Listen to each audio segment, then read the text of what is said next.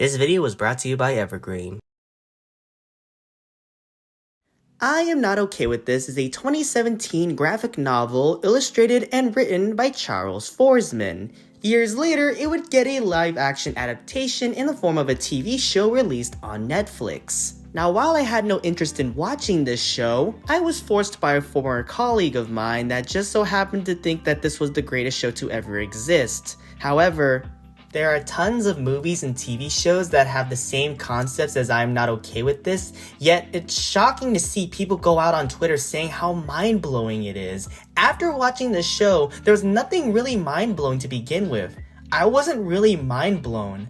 I was pissed off. Spoilers for those who haven't seen this show, but I'll be doing my best to tell you guys why I do not like this show. The story follows Sydney Novak, a 17-year-old teenage girl who's living through the worst moments of her life. Despite living with her mother and younger brother, her own mother treats her like absolute crap. Her best friend Dina is dating the most stereotypical high school jock we've seen in most stories, and then we have her best friend slash neighbor Stanley. Let's also not forget the fact that she also has telekinesis. All of this is channeled through her, you guessed it, emotions. Almost every episode of this show begins with Sydney covered in blood running away from the cops, and it's presented as a scene that'll take place during the show's finale.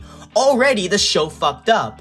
A story about a girl dealing with teenage problems who has telekinesis? Wow, how original. Now I understand trying to pay homage to other stories like Carrie, but here's a really big issue. It feels like it's trying way too hard without trying to create its own unique identity. You can pay homage to other movies or television shows through your stories, but they got to be clever and done through a way where we as an audience should be surprised, not expecting. Now, criticisms aside, for a while, it has a really decent pace that isn't too fast or too slow. All of the Netflix shows tend to drag most of their original series with long scenes of characters talking just to pad the runtime, but this show at least succeeds by not wasting time with filler dialogue or narrative. All the episodes are pretty short, and I actually really respect that.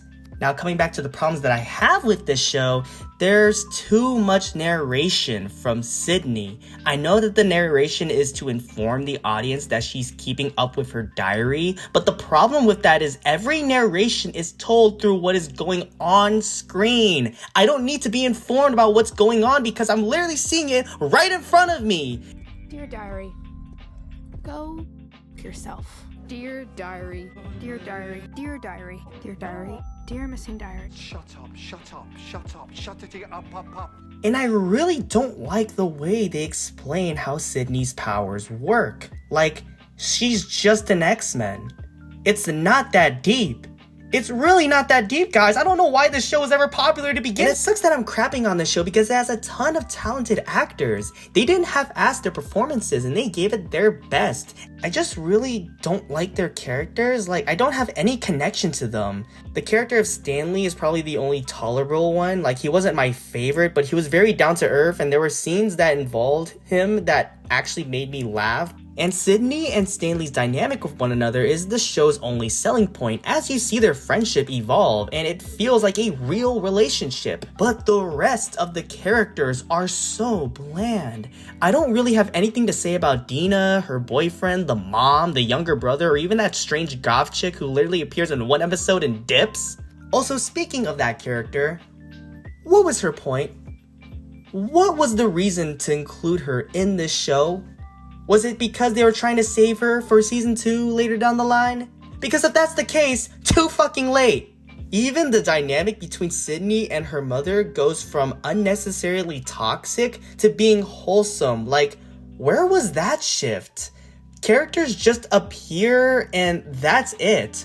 What am I getting from these characters that I would rather much see in a better story? I refuse to break down each and every one of them because I have nothing to say about them. More or less, I enjoyed the show for its cinematography, its music, and sometimes its good writing, but really, I got nothing else to say about it. Now, how about the mind-blowing ending?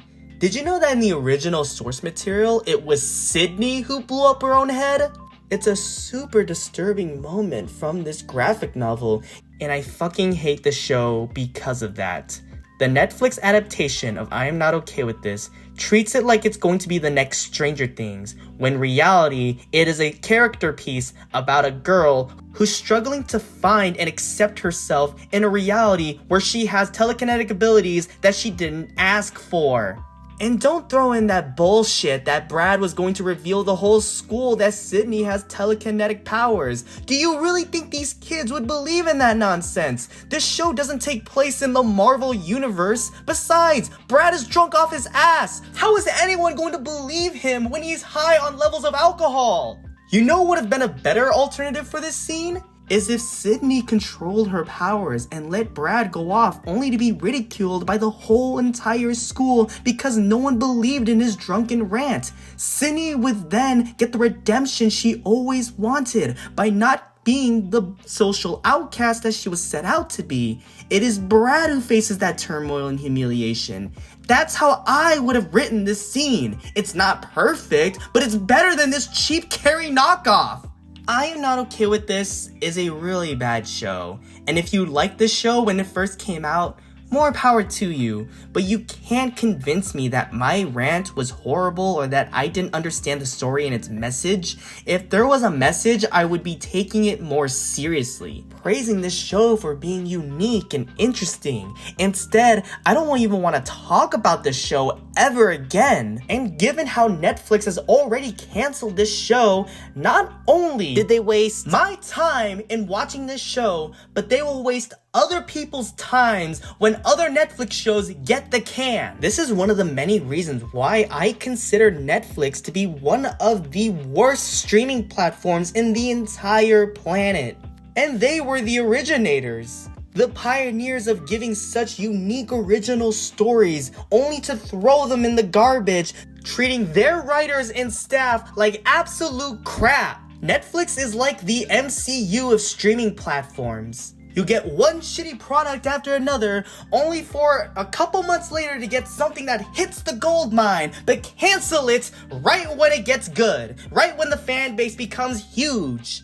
And to end this video off with, no pun intended, the reason why I am not okay with this. Anyways, happy Thanksgiving, Heliotic Armada, and fuck Big Mouth.